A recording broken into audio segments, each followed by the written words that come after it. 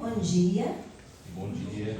É sempre uma alegria estarmos na casa espírita, em especial na casa de Nenê.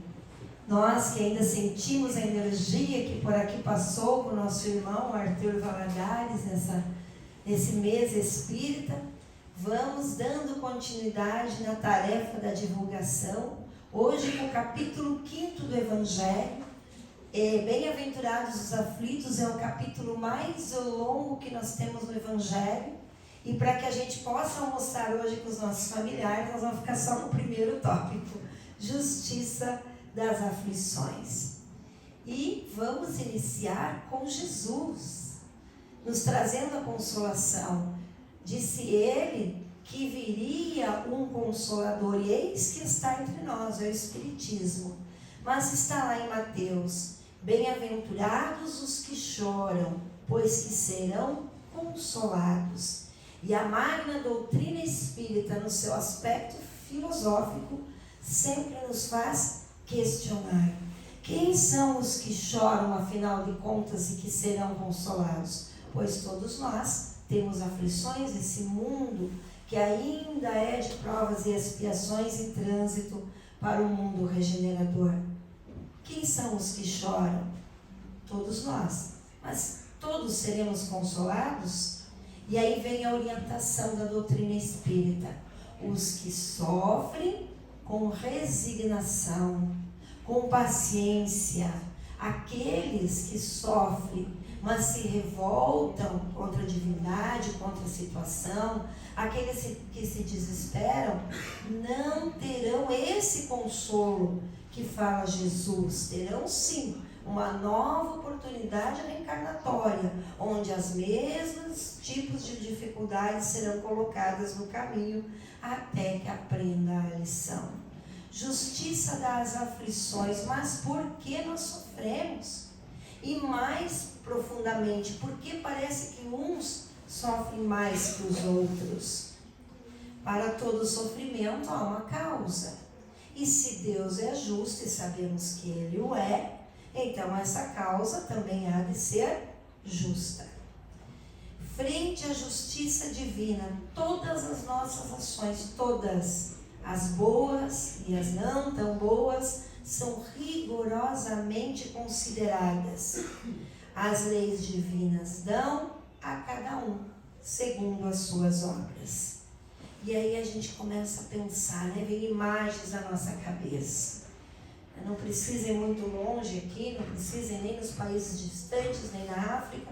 Basta ali no São Jorge, por exemplo, para a gente ver pessoas que num domingo como hoje, pelo menos antes da pandemia, quando nós frequentávamos lá, desde o meio-dia para receber a sopa, depois da palestra das 4 horas, lá com o potinho esperando a sopa. Enquanto não vamos muito longe, vamos pegar a nossa geladeira. Quantas coisas nós desperdiçamos, quantas coisas ontem mesmo nós jogamos no lixo, e eu tenho mais responsabilidade ainda por ter restaurante, Quantas coisas são dos alimentos são jogados no lixo. Alguns desnutridos, enquanto nossos filhos, nossos netos sofrem de obesidade por causa dos fast food da vida. Quantas pessoas vivendo em situações, vamos dizer, até subhumanas, enquanto outros estão nos palacetes. Onde a justiça? Onde a justiça naqueles que não têm um teto, enquanto outros estão preocupados com que roupa vestir na festa, ou com qual dos 100 pares de sapato poderão ir naquele evento. Quantas pessoas nós agora assistindo, infelizmente, mais uma vez a guerra no nosso planeta, quantas pessoas fugindo, enquanto outras hoje planejam aí num domingo passear com seus filhos. Outros correm das bombas e outros sorriem. Então nós temos que compreender que as vicissitudes da vida derivam de uma causa. E se Deus é justo, justa há de ser essa causa. Isso é o que cada um bem deve compenetrar-se. Por meio dos ensinos de Jesus, Deus pôs os homens na direção dessa causa. E hoje, então, julgando-os suficientemente maduros para compreendê-la, revela completamente. Por isso que ele havia prometido um Consolador, porque chegaria uma época que nós estaríamos amadurecidos para receber essa mensagem, para compreender. Então é pelo meio da palavra dos Espíritos, pelo Espiritismo, que nós vamos conseguir compreender as causas das aflições. E as causas das nossas aflições, elas têm duas origens. Ou elas são da vida atual e são perfeitamente evitáveis, por exemplo, fumo, câncer de pulmão. Vou pegar o meu exemplo, né? Excesso de alimento, vai lá, daqui a pouco diabetes, daqui a pouco problema estomacal e assim por diante, pressão. Então, mas é aquilo que a gente diz, eu não fiz, eu olho para a minha existência atual, eu não fiz, parece que nada para, entre aspas, merecer isso, essa aprovação. Então, quando não é da causa atual, é da existência passada, já que a vida é uma só. Então, é da vida pretérita, e essas são inevitáveis, como veremos essa manhã. Os ensinos de Jesus põe os homens em direção a essas causas e o Espiritismo veio revelá-las completamente. Então vamos ver alguns exemplos. Começando pelas causas atuais. Olha só, as campanhas de trânsito são claras, as orientações são claras. Se beber, não dirija. E o que o indivíduo faz? Enche o caneco, pega o carro e se envolve num acidente. Causa atual, por imprevidência. E agora, se ele não desencarnou e deixou lá a viúva tendo de cuidar dos filhos, se for casado, de repente ele fica imobilizado e agora ele necessita de toda a atenção da família. Ou por imprevidência ele tem uma grande perca material, que dos males é o menor. Causa atual. Orgulho, bem colocou Kardec as duas chagas do ser humano, o orgulho e o egoísmo.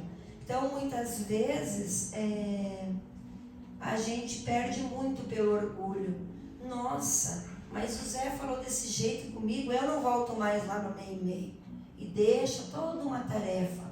Ou então, no nosso dia a dia, né? Às vezes no serviço o chefe chama atenção. Já aconteceu comigo, falando em restaurante, a pessoa larga o jaleco, eu não volto mais, por orgulho, e depois vem as consequências, né? Quantos há desempregados e que agora tem que depender muitas vezes da ajuda do próximo ou do governo. Há aflições por causas atuais, o que tem causado a ambição. Não vamos nem falar da corrupção e da reencarnação depois desses políticos lá, em locais com bastante necessidade, como acabamos de ver, de fome e etc. Vamos pegar o exemplo, pegar da minha terra, embora tenha mudado muito. Lá no Rio Grande do Sul é muito assim, você casou com a família de quem? O sobrenome tem um peso, o dinheiro tem um peso, né? É fazendeiro, você cursou medicina, então é por bem que você case com alguém que seja médico. E depois aos casamentos infelizes, movidos pela ambição, causa atual da existência. Preguiça, vemos hoje, vou falar sempre da minha casa, não da de vocês, os jovens, né? Embora seja injusto que meu filho está trabalhando, mas os jovens muitas vezes a noite inteira nos joguinhos, nas redes sociais, no outro dia não tem rendimento no serviço, perde o emprego. E aí todas as consequências das aflições por causa atual. Os excessos, né, as facilidades do shopping center, a porta larga, o brilho, os anúncios, o cartão de crédito com saldo, a gente se empolga, vai lá, endividamento, causa atual. Os vícios nós já falamos um pouquinho, e a inveja.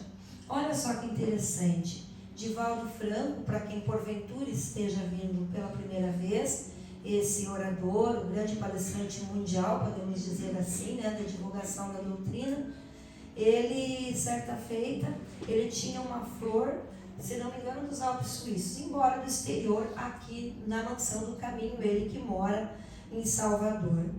E aquela flor, então, tinha todo o cuidado, porque estava em terras brasileiras. E o Divaldo Franco ia receber a visita de uma senhora. E já tem as má línguas, né, que falam, né? Cuidado, sei se vocês já ouviram isso. A pessoa vem, morre o passarinho, morre a planta. Cuidado que essa mulher vai matar a tua planta, não leve para vê-la. O Divaldo, como espírita, pensou, bobagem, e levou a mulher para ver a planta. No outro dia, estava a planta murchando e o Divaldo lá, dando água fluidificada, dando passe na planta. Conseguiu salvar a planta. Mas o que acontecia? Então ele, como bom cristão, pensou, preciso ajudar essa mulher. Porque se ela teve esse poder de, com o olhar, né, fazer com que a planta murchasse, ela é dotada de bastante magnetismo. Então Divaldo chamou carinhosamente essa senhora, explicou para ela que ela deveria saber canalizar essa sua energia para o lado bom. Ela fez os estudos, como essa casa e outros têm, do ESD. Em seguida, o outro passo é o curso de paz. Ela fez o curso de paz e só então estava apta para aplicar o passe. Começou na tarefa e despontou-se como uma grande médium de cura. E trabalhou depois, como essa casa também foi anunciado, na fluidoterapia. Aflições por causas anteriores. Na causa atual é fácil.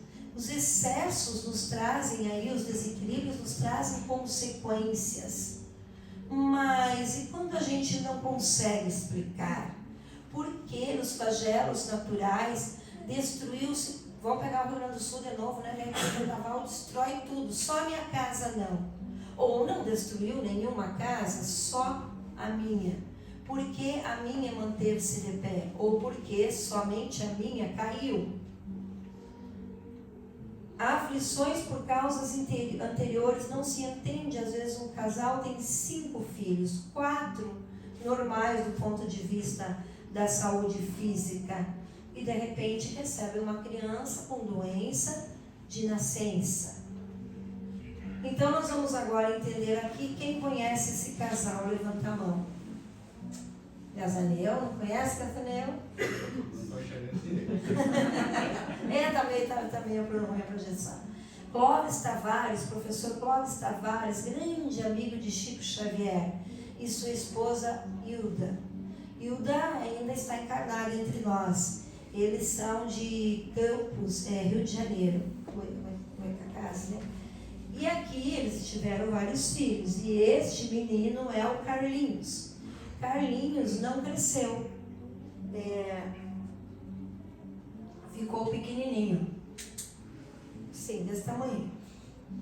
Olha só, e o Carlinhos, ele teve um acidente com 9 meses. Ele cai do carrinho e secciona essa vértebra, e Carlinhos não mais caminhava. Aos 17 anos, Carlinhos desencarna. E Clóvis, aqui é o Chico, tá meio ruim mesmo, né? Porque é Lidinho. O Chico, bem sorridente com o amigo Clóvis, entregando uma psicografia, explicando quem era aquele espírito. Carlinhos, que reencarnou novamente em terras brasileiras, um conhecido nosso. Carlinhos era a reencarnação de Santos Dumont. Quem explica muito bem isso, nosso amigo Oceano, nesse documentário Luz da Escola. Em 1956, então, Carlinhos reencarna. Aos 9 meses ele cai do carrinho, secciona essa vértebra, e aos 17 anos, Carlinhos retorna ao plano espiritual. Poderíamos perguntar, por que 17 anos? Por que algumas crianças nascem e morrem em tenra idade, às vezes no ventre materno, às vezes com alguns meses, 1 ano, 3 anos, 17 anos, 20, 50, e outros, como o paizinho, né, chegam aos 100 anos. Na programação reencarnatória, então, nessa psicografia, Chico vai explicar que ele caiu do carrinho, seccionou a vértebra, que já estava como que ele morreu? Suicídio, enforcamento. Quando ele viu que o invento dele foi usado para a guerra, né? São Paulo, mineiros, paulistas, enfim, ele se decepcionou muito, nada justifica, mas acabou suicidando-se. E isso levou uma marca onde? No outro corpo, no corpo espiritual. Então Chico vai explicar que essa marca no pescoço vem essa próxima reencarnação, como necessidade de reajuste, 17 anos. Por quê? Porque era o tempo que faltava para Santos Dumont. Santos Dumont deveria ter ficado ainda na Terra mais 17 anos. Então ele vem aqui completar esse período. Ele também foram em outras encarnações, outros conhecidos nossos, mas é o mesmo espírito, Marco Polo, Cristóvão Colombo, sempre nessa ânsia de descobrir novos caminhos e de encurtar, a distância entre os povos. Uma outra conhecida nossa, olha só, Ivone do Amaral Pereira, já estivemos aqui, falamos em 2 vezes, porque tem vários livros, contando as outras reencarnações da Ivone, a trilogia da Ivone do Amaral. Mas Ivone do Amaral Pereira, a heroína silenciosa, como dizia Chico, essa grande médium que esteve em terras brasileiras, nasceu em 24 de dezembro de 1900. E olha que interessante, quando ela nasce, com 29 dias, o médico deu ela como morta. Ela tossia muito e de repente ela estava, vamos dizer assim, foi dado ordem e o pai foi comprar um caixãozinho. Antigamente era comum fazer esse velório em casa. E o pai saiu para comprar um caixão e a mãe, sempre as mães, naquela intuição de que ela não tinha desencarnado. E ela começa a rogar a Maria Santíssima. E a criança volta, logicamente, que não havia se rompido os laços, como não houvera se rompido de Lázaro, porque senão derrogaria a ciência. Mas por que ela entrou nesse estado de catalepsia, tal qual Lázaro? De letargia, isso aconteceria por várias vezes na vida de Ivone. Porque Ivone do Amaral Pereira, na última encarnação como Leila, quem quiser leia a trilogia ou leia o livro de Denise Correia, Leila, filha de Charles. Nós vamos encontrar aí as existências dela, inclusive como filha de Dr. Bezerra em uma delas. Dona Ivone do Amaral Pereira sucumbe pelo suicídio como Leila. E ela joga-se no rio em Portugal. E ela vem então com toda essa parte pulmonar comprometida nessa existência. Dona Ivone, quando chega aos 40 e poucos anos, ela, que era o que faltava, porque ela morreu muito jovem, na outra suicidou-se jovem, faltavam 40 anos para ela. Ela, 40, 42, ela entra num estado que ela sente fortes dores no peito e ela fica 3 meses desacordada. Dona Ivone teria completado ali aqueles 40 anos. Então aconteceu o que aconteceu com o paizinho Hugo, o que aconteceu com o Chico, o que aconteceu com o Raul Teixeira e o que aconteceu com o Divaldo. Houve uma reunião no plano espiritual para ver se continuava no corpo ou não, porque já tinha completado os 40 anos. Mas como desde os 4 anos Dona Ivone teve uma mediunidade ostensiva e aos 12 anos, ao receber o livro dos espíritos do seu pai, ela torna-se essa grande médium, dedica-se, essa grande trabalhadora, até por ter vinculação com o suicídio, escreve aquela obra que ficou muito tempo guardada, Memórias de um Suicida. Dona Ivone fazia preces por esses nossos irmãos. Dona Ivone fazia enxovalzinho e tinha todos os tipos quase de mediunidade. Então, dado ao seu trabalho, ela teve um acréscimo, uma moratória, e voltou. E viveu até quase os 85 anos trabalhando. Então, para explicar por que acontece determinados eventos, naqueles 40 anos ela iria desencarnar. Mas quando se fala de Ivone, quando se fala de Carlinhos, parece que é fácil para a gente fazer uma conexão. Ora, fez isso, aconteceu isso. Mas quando é um povo inteiro, como aconteceu, infelizmente, essa mancha aí na nossa história, como entender que um povo inteiro por Hitler foi colocado lá nos fornos? As desencarnações coletivas. Mais uma vez, Divaldo Franco, ele estava fazendo uma palestra e ele contou aqui no interior, num centro bem pequeno aqui no interior do Brasil, já que ele viaja o mundo inteiro. E ele estava contando a sua viagem a Auschwitz, que agora é museu, E ele foi fazer, ele entrou, e quando ele entrou, ele sentiu aquela vibração, lógico, médio, e ele ficou, ele ouvia, né, gritos, enfim, e de repente ele ficou surpreso que chegou uma excursão. Ora, se nós vamos num lugar desse, a gente vai para ver a história, embora seja uma vibração bem densa. Mas o que deixou ele assustado? Eram jovens. E jovens, digamos aqui para nós, para fazer uma analogia, tipo da APAE, todos tinham uma deficiência. E de repente aqueles jovens entraram e, dado aquela energia, uns convulsionaram, outros caíam, gritavam. E ele então vê a Joana, sua mentora, que se manifesta como uma freira, aparece e diz: esses mesmos que aqui estão reencarnados foram aqueles mesmos que lá estavam cometendo essas atrocidades. E ele vai fazendo a palestra, como nós aqui, e como outras casas. O que acontece?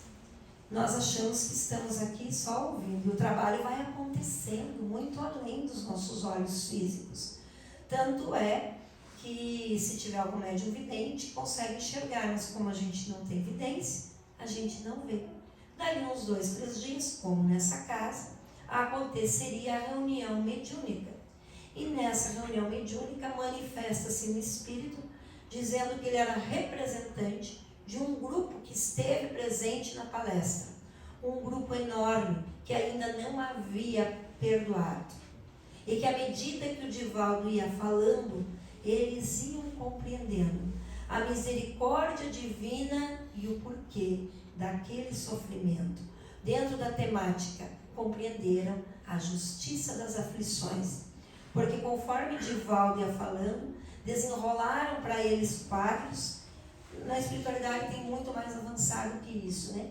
Mostrando que aqueles mesmos espíritos faziam parte das hostes dos povos bárbaros, que a gente tem notícia pelos livros de história ou pelos filmes. Então os godos, os visigodos que entravam e acabavam com aquelas vilas, incendiavam e não poupavam, como também ali não foi poupado no Holocausto, né? Doentes, idosos, crianças, todos eram queimados, pilhados. Então disse ele, esse espírito: hoje muitos já foram resgatados, mas ainda havia um tanto. Hoje nós compreendemos, pela reencarnação, a justiça divina. Mas como que isso se dá? Qual que é o mecanismo? Então, numa aprovação coletiva, como todos estão reunidos naquele evento, né? Como na Tsunami, por exemplo, veio, tinha pessoas que eram da região, tinha turistas, tinham pessoas que estavam trabalhando no avião, porque uns perdem o voo e outros todos ali coletivamente acabam desencarnando na Boate Kiss, enfim, tantos outros exemplos que temos. Vem nos explicar o Consolador e também Raul Teixeira, outro médium. Ele vem nos falar que na aprovação coletiva há uma convocação dos espíritos encarnados. Quando nós estivemos aqui, nós explicamos sobre o circo, né, de Niterói. Muitas crianças presentes, da onde veio isso? E que isso veio lá da Gaia, do ano de 700 e pouco, e aí a gente fica pensando que muitas vezes a gente erradamente julga, achando que aquele evento aconteceu porque na última encarnação. Não. Às vezes demora muito tempo para reunir todos esses espíritos para o resgate, e muito tempo para que eles tenham coragem, porque é uma libertação. Então diz Raul Teixeira, os participantes desse mesmo débito. Então vamos usar só para fim de eventos. Exemplo, não estou dizendo o que é. Por exemplo, todos naquele avião eram pedófilos, ou todos eram corruptos. Então todos fizeram o mesmo tipo de crime, todos tinham o mesmo débito, com referência no passado delituoso e escuro. No mecanismo da justiça, na lei das compensações, funciona então como no do circo, né? Que mataram todos os cristãos lá na Gaia, com achas, né, do fogo, enfim, todos são convocados e resgatam em conjunto. Em conjunto. E como que acontece isso? Por exemplo, eu não ia passar naquela rua, mas naquele dia eu passei e participei daquele evento. Ou não, né? Então, por que você passou? Você é como que atraído. Você traz isso no teu campo vibratório e você é atraído para o evento. No quadro aí dos seus compromissos individuais e que acaba sendo coletivo. Então, as aflições por causas anteriores, a gente deve ter em mente que a gente sofre aquilo que nós fizemos os outros sofrer. Se formos orgulhosos, como vimos lá no início, podemos nascer numa condição bem humilhante. Se formos avarentos, egoístas, empregamos mal a fortuna, pode ser que nós sejamos privados do necessário. É difícil falar isso e é difícil ouvir isso. Certa feita eu fiz essa palestra lá no Alto de Souza, já fiz outra comunidade carente como o Fabiano de Cristo, e as pessoas estavam ali esperando o alimento.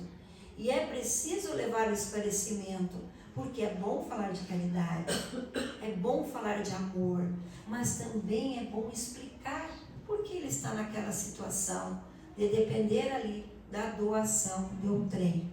Então pode ver nessa existência privado do necessário. Se foi mau filho, poderá agora sofrer com a ingratidão, com o abandono dos filhos. Então há um significado nas aflições, ou atual ou anterior. Mas, de qualquer maneira, seja do pretérito presente dessa encarnação, ou seja, do pretérito bem passado de outras encarnações, vem sempre, não como punição, vem como meio de progresso. Vem com uma advertência, olha, está acontecendo porque você tem problemas nessa área. Nós falamos dos vícios ali, às vezes a pessoa começa a vir. Nós tínhamos até um companheiro que estudou a doutrina, que ele relatou a força que ele estava fazendo agora, participando do grupo mediúnico, para se libertar da jogatina, coisa que ele trazia de outras existências. Então é uma advertência que procedemos mal, e sempre as aflições nos trazem experiência. Por quantas coisas só nessa encarnação nós passamos, nós podemos elencar. E passou, e o quanto nós aprendemos, e o quanto nós conseguimos incentivar outras pessoas que estão passando pela mesma situação. Quanto aprendizado, quanto nós ganhamos, quanto fortalecimento da fé, que é nesses instantes que a nossa fé se fortalece. E toda vez que isso acontece nas nossas vidas, nós sentimos a diferença entre o bem e o mal, que o que compensa é fazer o bem. É necessário sempre se melhorar. Então, as aflições, nós queremos tirar, os percalços, de qualquer maneira que a gente quer tirar da nossa vida, são bênçãos de Deus. E aí a gente começa a ficar com mais dúvidas, mas será que todo o sofrimento ele decorre de uma falta cometida no passado? E a resposta é não. Por isso não podemos entrar no julgamento. Pode ser uma prova buscada pelo Espírito, pode ser uma missão de renúncia e de amor. Vamos ver dois exemplos rápidos. Um com Jesus, quando ele cura aquele cego e é perguntado se ele, esse cego de nascença, tinha cometido em outras existências. Não, falava lá de outras gerações, Não, ele veio dar testemunho que o Filho do Homem aqui está. Ou então com Chico Xavier, no nosso lar, essa obra que reporta o além, a nossa vida no além, o plano espiritual, quando André Luiz vai reencontrar a sua mãe, que está em outros planos mais evoluídos, no capítulo O Sacrifício de Esposa. Ela encontra sua mãe e ele pergunta do seu pai, e ela fala, o seu pai, olha só, o seu pai, ele havia cuidado dos homens, aí as mulheres também, vamos pegar os homens que é esse exemplo, enganado a sua esposa com outras, ela, a mãe do André Luiz, com outras mulheres, tinha prometido alguma coisa. E o que aconteceu? Não cumpriu. desencarnou. O que estava acontecendo no plano espiritual? Aí ela relata. Ele está sendo perseguido por 2 mulheres. Então, além dessa existência, o ódio perpetuou-se além túmulo. E ele corre o tempo inteiro dessas mulheres. E eu venho, André, te dar uma notícia. Eu vou reencarnar. Mas mamãe, aqui a gente não quer se despedir da mãe nem lá. Mas mamãe, agora que nos reencontramos, por quê? Aí ela fala, eu vou novamente casar com seu pai. Ao programa reencarnatório. E vou ajudá-lo. Vou receber essas 2 almas, dessas 2 mulheres, como filhas. Quem são nossos filhos? Quem são nossos companheiros? Então, quando aqui diz que a gente pode vir por missão, ela veio num casamento que com certeza para ela seria não sacrificial, mas provacional, porque ela estava aceitando vir com ele e com elas nessa condição. E André Luiz não se conforma. Ele fala, mas mamãe, aos anjos de guarda, aos espíritos familiares, cuide de papai daqui. E ela diz, não, André, as almas que verdadeiramente amam não se limitam a estender a mão ao longe, estão juntos, né? Basta ver nossos filhos, qualquer febre a gente está lá dando um remedinho, aplicando paz, fazendo prece. Então aqui seria um casamento provacional. Aqui está um pouco ruim a projeção, mas como é que fica o arrependimento? O arrependimento, algumas religiões, elas vão só até aqui. A doutrina espírita amplia a nossa visão. Diz que sim, o arrependimento é um dos pontos, mas não é o último.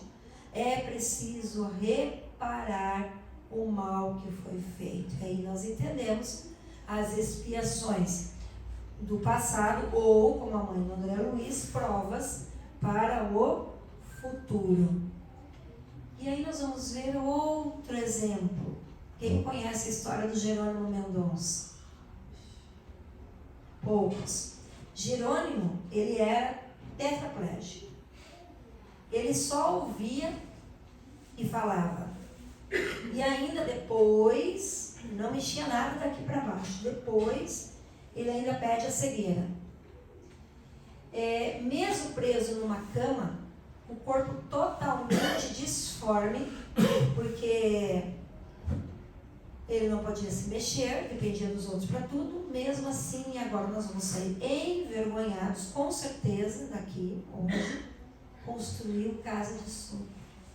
Que nós temos feito, conseguindo nos mobilizar, não é? Centros espíritas, sem se mexer. Escreveu livros assim, ditando, e as pessoas escreviam. Fundou a creche, denominada Lar Pouso do Amanhecer, que existe até hoje. Abrigava 250 crianças e é conhecido como o Gigante Deitado. A doutora Jane Vilela, que agora mora aqui em Londrina, com certeza vem fazer palestras aqui. Eu vi o que vocês colocaram na playlist do centro. Ela que escreveu esse livro Gigante Deitado. E é interessante que Divaldo Franco, quando o Jerônimo aparece a primeira vez para o Divaldo, depois que ele desencarnou, ele apareceu em luz, e o Divaldo fez a expressão, o gigante agora está de pé.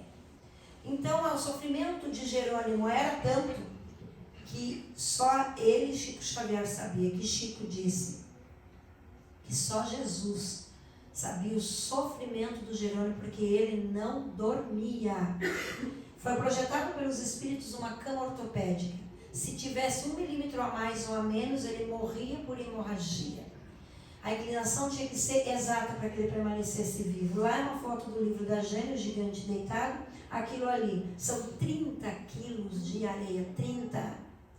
Porque ele tinha angina e recebia caravanas e caravanas.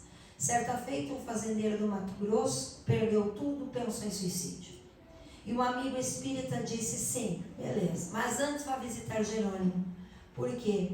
Ele tinha certeza que ele ter contato não só com a voz, que era poderosa, de Jerônimo, ele também viria o exemplo e as orientações de Jerônimo. E realmente, ele visitou Jerônimo e saiu totalmente transformado. vinham caravanas de van, de ônibus, de várias cidades. Uma vez, quem já extraiu uma unha sabe a dor que é. Jerônimo extraiu todas as unhas do pé. E lá estava ele, na cama, quando vem uma caravana e vem um dos... Naquela época, os mais antigos vão saber o que eu vou falar. Veio com uma fita cassete para que ele cantasse, porque ele tinha uma voz portentosa. Procurem no YouTube uma palestra que ele fez quando esteve na região em Maringá. Paizinho Hugo fez a abertura e a prece. Está lá a palestra do Jerônimo, uma voz de radialista. Então, o Jerônimo cantava. E o rapaz pediu ao pessoal lá na nossa cidade, quer que você cante. E ele, com toda aquela dor, cantou. Então, Jerônimo, ele pediu para vir nesta maneira. Ele é considerado entre nós um missionário da resignação. E ele pediu para vir sem a voz. Tamanha era a carga que esse espírito trazia. Mas os espíritos disseram não. Você não vai se movimentar dos 17, 19 anos para frente, na adolescência. Jogava futebol, dava aula. Você não vai se movimentar. Você não vai enxergar, mas você vai precisar da voz para levar a mensagem do nosso Senhor Jesus. Então não deixaram ele com todo esse programa. Mas o que fez Jerônimo para atender essa aflição, onde a justiça da aflição nesse caso? Jerônimo era Cambises, filho do rei da Pérsia, do imperador Ciro II. Ciro ainda era mais clemente, que a gente conhece mais Ciro que Cambises. Porque Ciro, quando dominava um território, ele ainda deixava o rei ficar vivo. Cambises não. Ele matava, ele dominava, e ele também foi muito cruel com aqueles que o serviam, inclusive com a família. Antes de ser Jerônimo, teve muitas outras reencarnações. Até que essa foi a de depuração, e por isso hoje, pela justiça das aflições e pela misericórdia que é infinita, ele aparece em luz. Então, diante das nossas aflições, que agora, vendo o exemplo do Jerônimo, são pequenininhas, nada de revolta.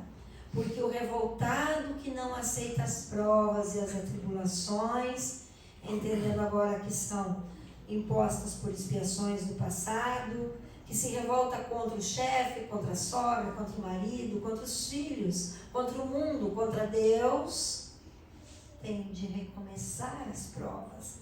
Esse não será aquele bem-aventurados os que choram, porque serão consolados. Os que choram no sentido do sofrimento, simbolicamente falando, mas que aceitam, lembra o início? Com resignação.